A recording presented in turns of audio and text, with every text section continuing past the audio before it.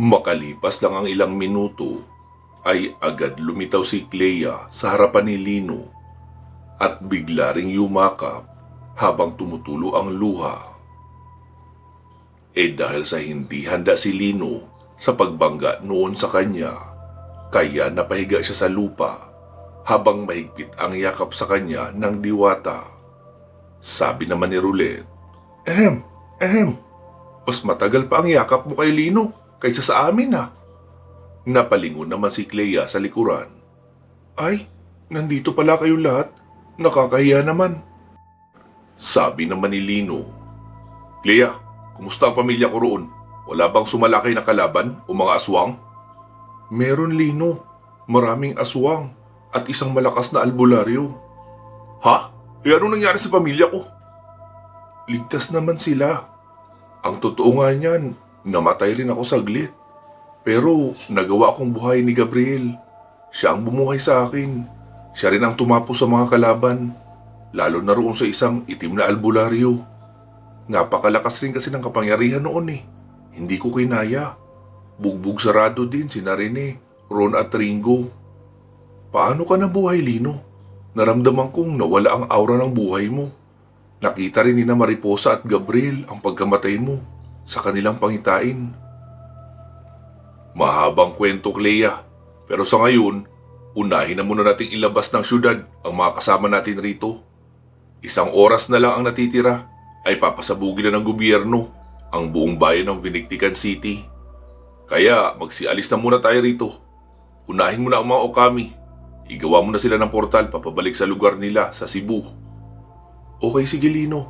Sisimulan ko ng gumawa ng lagusan. Wika ni Clea at naglakad patungo sa unahan.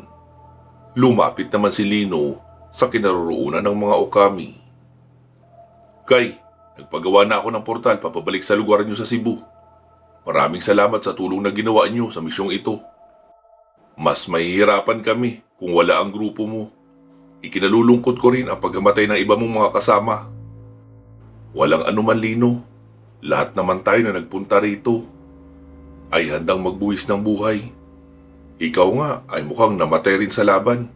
Kaso mukhang marami pang utos sa'yo ang buong may kapal. Kaya muli kang binuhay. Oo, tama ka nga dyan, Kay.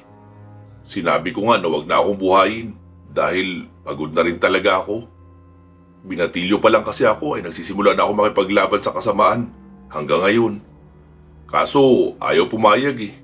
Kung hindi ako babalik rito sa mundo ng mga buhay, siguradong lahat kayo ay magiging pulbos na rin agad dahil doon sa paparating na missile. Hindi naman ako papayag na mangyari iyon sa inyo dahil alam ko naman na hindi nyo pa oras. Kaya pumayag na rin akong ibalik sa mundo ng mga buhay para mailigtas ko rin kayo. Salamat pala, Lino kung ganun. Wala kaming kaalam-alam na muntik na rin pala kaming lahat kung hindi dahil sa'yo.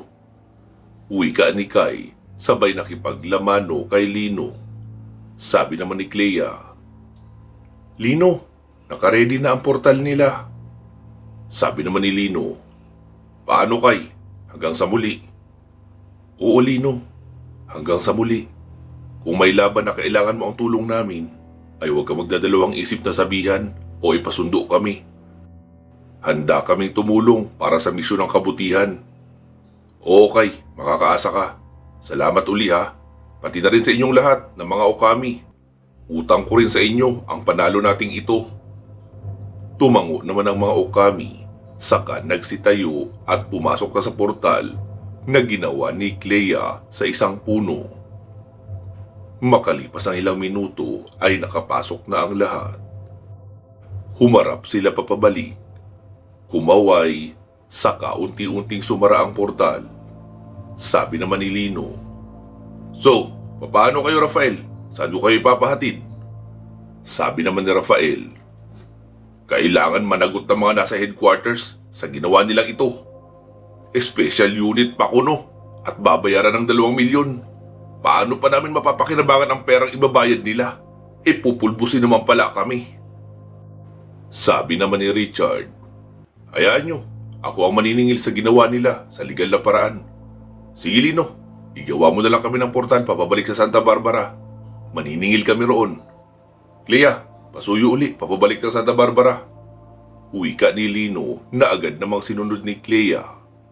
Noong magbukas naman ang portal patungo sa Santa Barbara, ay agad nang nagsipasok ang mga tauhan ni Benny na sina Lance, Lafarge, Narita, Sahara at Portia. Lumapit naman sina Richard at Micaela kay Lino. Sabi ni Richard, "Paano, Lino? Hanggang sa susunod na pagkikita." "Oo, Richard, maraming salamat." "Hindi, Lino. Kami ang dapat magpasalamat sa iyo. Misyon ito ng Marine Corps. Inimbitahan ka lang para tumulong. Pero ang kinalabasan, ikaw patuloy ang ligtas ng buhay naming lahat at ng buong sambayanan." "Wala yun, Richard. Yun naman talaga ang misyon ko bilang isang babaylan." "Sige, Lino." Wika ni Richard at pumasok na rin sila ng magkasabay ni Venus sa portal. Yumakap naman si Micaela kay Lino. "Hintayin mo ako, Lino, sa inyo. Pupunta ako roon. Magpapahinga lang muna ako ng ilang araw. Gusto kitang bigyan ng hindi mo malilimutang pasasalamat. You deserves it. Iniligtas mo ang buhay ko ng maraming beses." Wika noon sabay halik sa pisngi ni Lino at kumindat pa iyon bago pumasok sa portal. Nakipaglamano na rin si Rafael kay Lino bago pumasok sa portal na iyon. Pagkasara noon ay isinunod na ni Linong paggawaan ng portal sina Mang Magno at Rigor papauwi sa bayan nila sa San Jose. "Ma'am Aida, saan po kayo uuwi? Para gagawa na lang kami ng portal papauwi roon sa inyo." Sa Sibuyan Island kami, Sir Lino." Ganun po ba? Sige po," sagot ni Lino. At noong magawaan na ang mag-ina ng portal ay sumenyas sa si Lino na magsipasok na. Sabi naman ni Ma'am Aida, Sir Lino, kung sakaling makapasyal kayo sa lugar malapit sa amin, sana mapuntahan mo kami.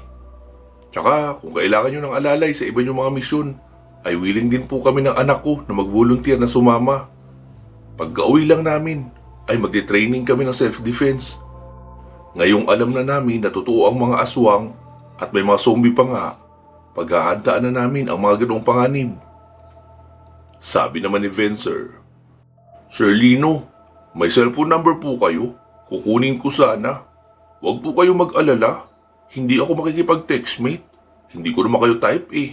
Yung masungit ang type ko. Kaso, hindi namamansin. Masungit talaga eh." "Sinong tinutukoy mo? Si Rafael ba?" "Oo, tagos sa buto ang kasungitan noon. Hindi yun nakikipagkwentuhan para sa mga walang kwentang bagay. Hindi katulad namin nila Tingting at Mancio. Mapagpatul kami kahit walang kwentang topic. Madaldal kami eh. Akin yung cellphone mo. Itatype ko ang number ko. Text mo lang ako kung nasa panganib kayo. Pwede naman kami makarating agad roon. Alam mo na, may tropa tayong diwata na pwedeng makatulong para sa mabilis na biyahe." "Maraming salamat po, Sir Lino sagot pa nila Ma'am Aida at ng anak na si Vencer. Saka pumasok sa portal. Sabi naman ni Roy habang katabi ang ina na si Doktora Rosa Landumon, "Kami naman, Sir Lino, ay sa Davao del Sur na lang kami, sa Santa Cruz." "Okay, sige.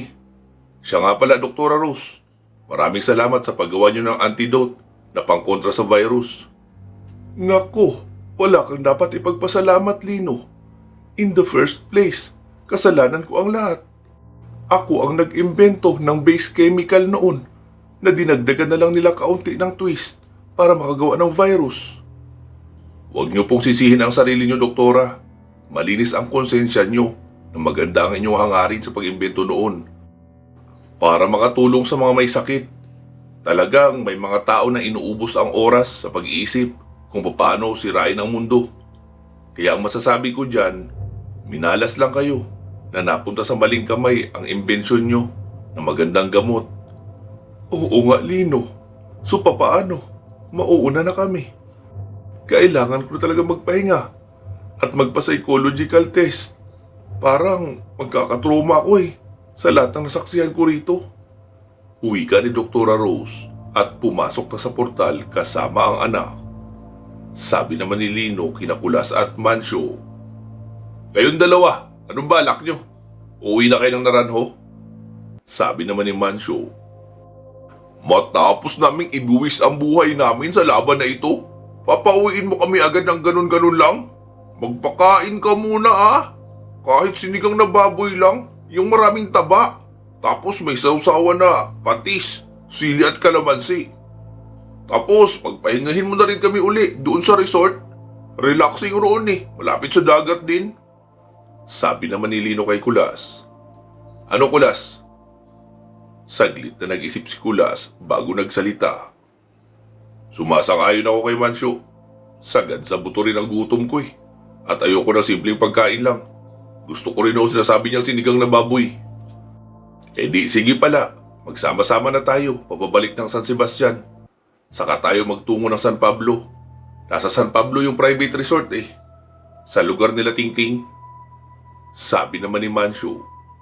Paano nga pala ang sasakyan mo, Bailino? Di ba? Naroon iyon sa Santa Barbara. Iniwan natin. Doon sa hideout nila, Benny. Oo, walang problema yun. Baka bukas o sa makalawa, susulpot na lang ang sasakyan natin sa San Pablo. Ipapahatid iyon ni Benny roon. Magsama-sama na muna tayo patungo ng San Sebastian. Tapos, magmula roon, ay magportal na tayong lahat papunta ng San Pablo. Wala naman kasi tayong masasakyan na magkakasya tayong lahat. Ang dami kaya natin. Okay, sige. Nakita ni Rosalia na pasimpleng naglalakad papalayo si Roulette. Alam niyang gawain na iyon ng magandang dalaga at hindi iyon sanay sa formal na pagpapaalam. Estilo na noon ang biglaang pag-alis. Kinuha ni Rosalia ang kanyang baril, sabay pinaputukan si Roulette. Isang dipa ang layo sa paa nito. Napaigtad naman ang magandang dalaga sa gulat. Sabi pa ni Rosalia, at sinong nagsabi sa iyong pwede ka nang umalis ng basta-basta?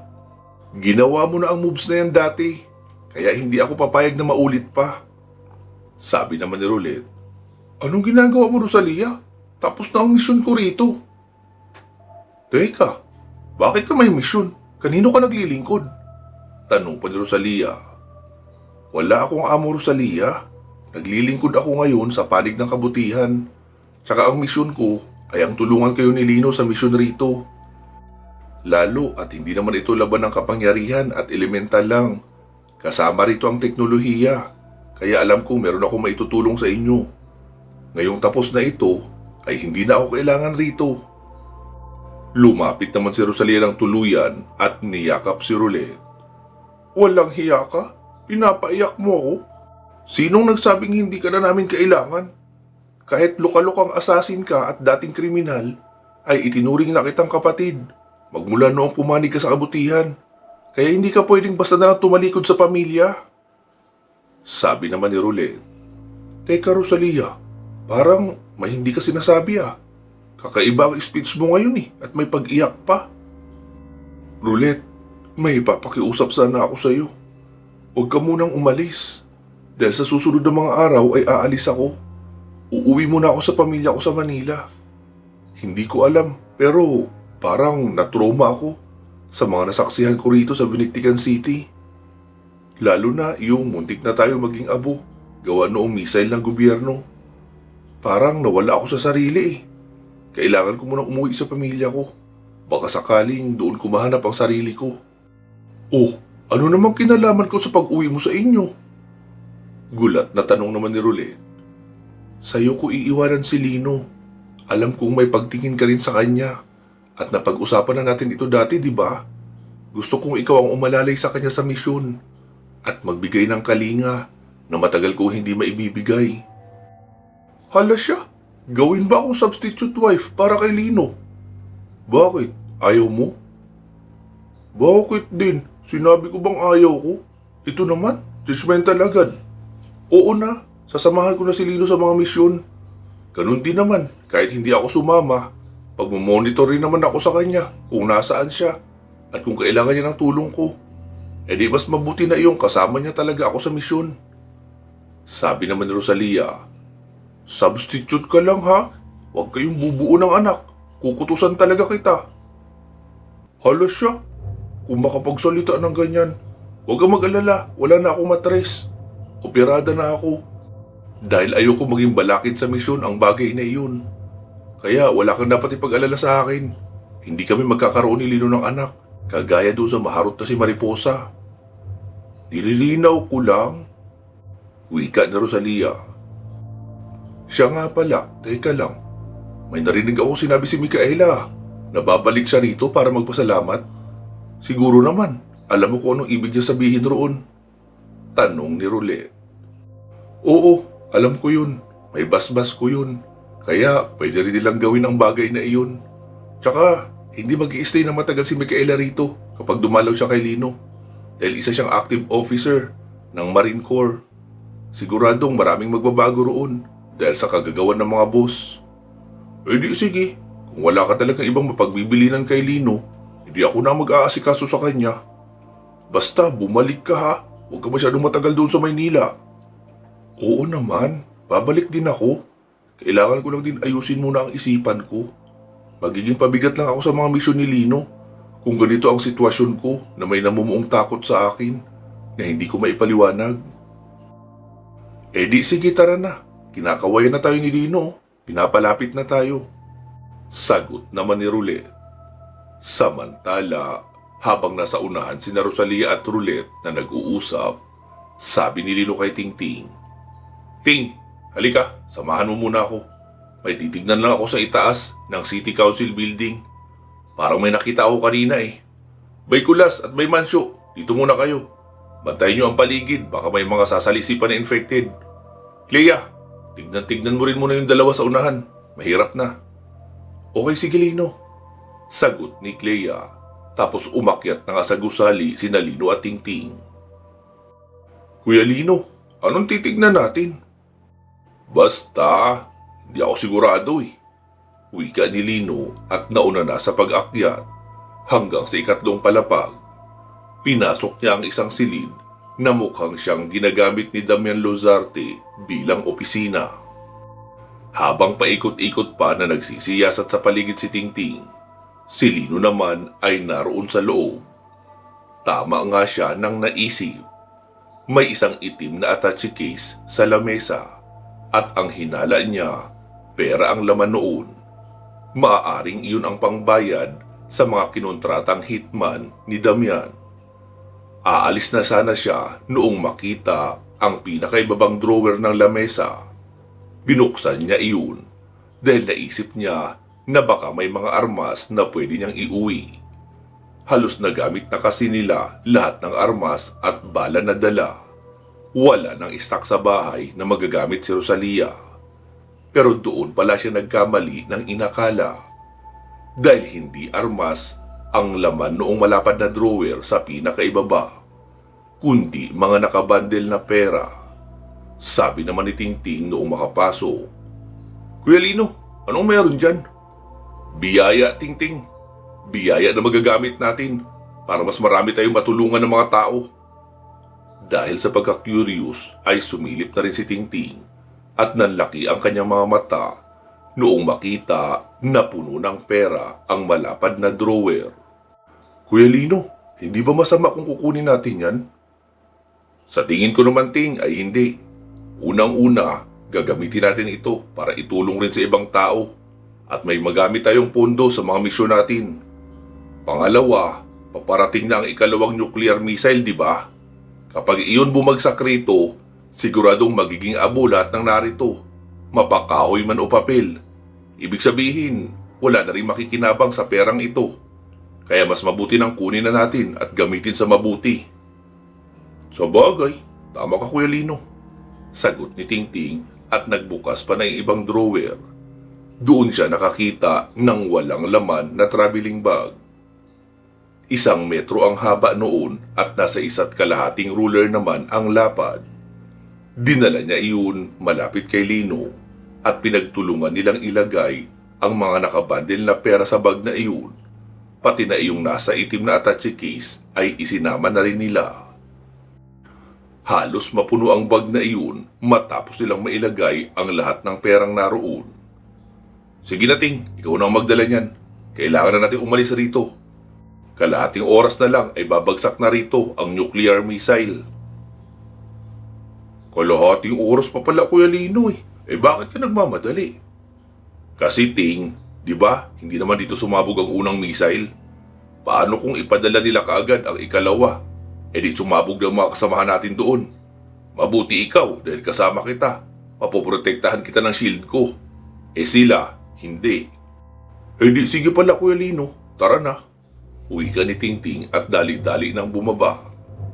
May isang USB drive na nakita si Lino na nakasiksik sa computer.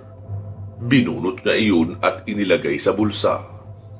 Pagkarating sa ibaba ay agad niyang sinabi, Clea, sige na, gumawa ka na ng portal pababalik ng San Sebastian para makaalis na tayo rito. Okay, areglado Lino. Uwi ka ni Clea at agad nang kumumpas sa hangin. Noong may mabuo ng portal ay kinawayan niya na sina Rosalia at Roulette na nasa unahan at mukhang may seryosong pinag-uusapan. Sige na, magsitawid na tayo papuntang San Sebastian. Baka mapaaga ang pagpapadala noon ng kanilang nuclear missile. Mapapaaga ang pagpanaw nyo. Wika ni Lino, kaya naman agad nang nagsipasok ang lahat. Hindi nga nagkamali si Lino dahil kakapasok lang ni na Rosalia at Roulette ay nakita niya na sa malayo ang missile na paparating. Sinasabi ko na nga ba'y, ipapadala nila ng mas maaga. Wika pa niya at muling sinulyapan ang buong paligid ng Biniktikan City saka pumasok na rin sa portal. Pagkatagos lang ni Lino sa portal ay agad na siyang sinalubong ng mahigpit na yakap ni Gabriel. Naroon na rin sa harapan naghihintay sina Mariposa, Nanay Sally at Tatay Roland. Sinenyasan ni Lino si Mariposa na yumakap na rin dahil halata naman rito ang pag-aalala. Tumutulo pa nga ang luha habang nakatitig sa kanya. Matapos yumakap nila Gabriel at Mariposa, ay sina Mang Roland at Aling Sally naman ang yumakap. Anak, akala talaga namin patay ka na. Iyon ang sabi sa amin ni Mariposa at Gabriel eh. Totoo po yun ay. Kahit nga doon ay nagkaroon na sila ng huling pamamaalam sa akin. Dahil nakita rin naman nila kung paano ako naging abo. Sabi naman ni Mang Roland, paano ka naging buhay uli ngayon kung naging abo ka naman pala? Mahabang kwento tay. Saka na natin pagkwentuhan habang nagre-relax tayo. Pwede na ba kami makakain? Gutom na kasi kami eh. Sabi naman ni Aling Sally, Oo anak. Pero sardinas lang muna ang iuulam nyo. Dahil madaling araw pa lang ngayon, no?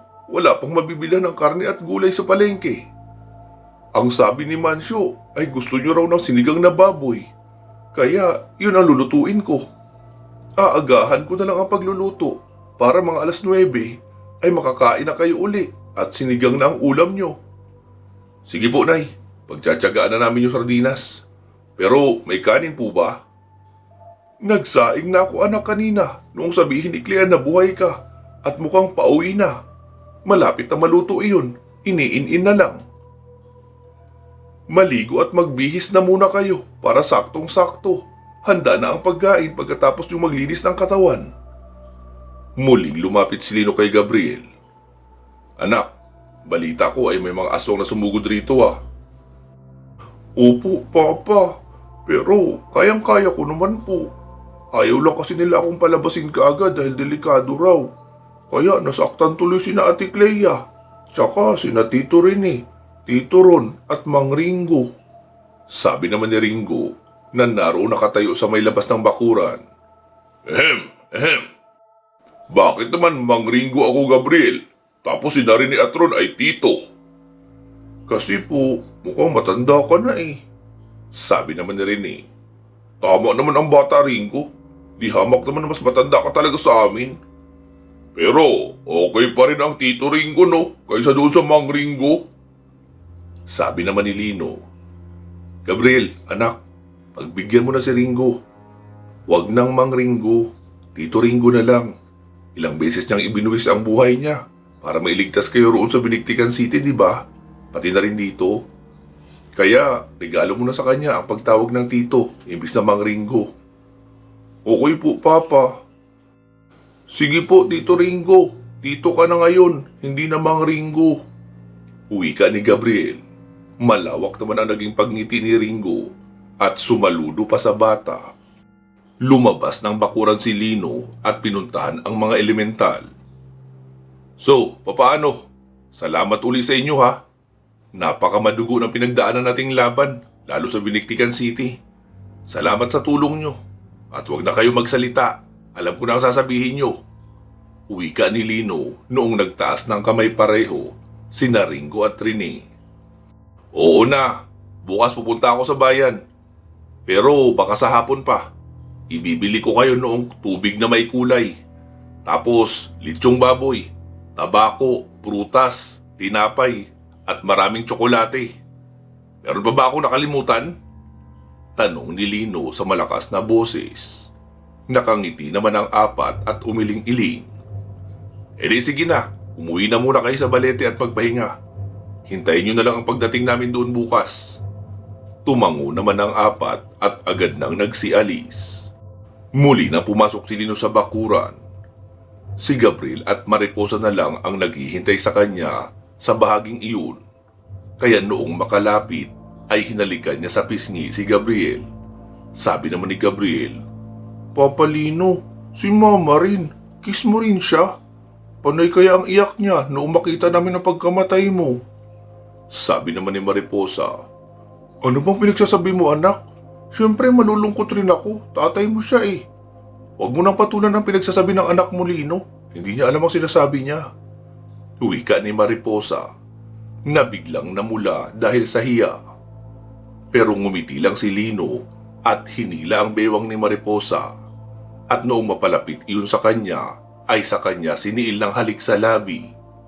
Papalagpasan na ang magandang dilag, pero hindi siya makawala sa mahigpit na hawak ni Lino sa kanyang bewang at nakadikit na rin siya sa katawan ni Lino.